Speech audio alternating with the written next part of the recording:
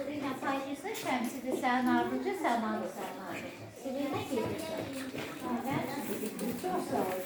Her şeyle var gider. Ben başlı gelirim. Sen de sağ ol. Teşekkür ederim.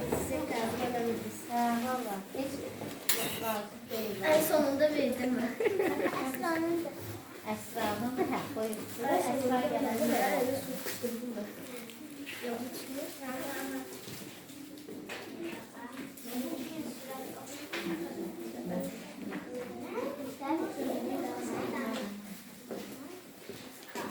Sırayla paylayıp Şemsi. Şaşmış. Sırayla, orta sırayla ilerle.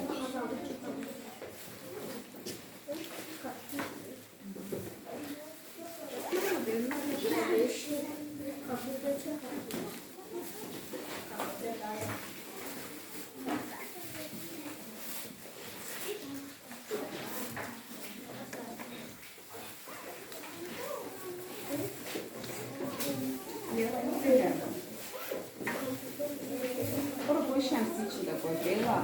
Hayır, şemsi içinde koyalım. Şemsi içinde. Ayşe. Sonra sen bak bakalım. Şemsi sen bak bakalım. Gel Esra Bey. Dilek içinde koy. Bu dileği de dilek içinde koy. Ay sağ ol.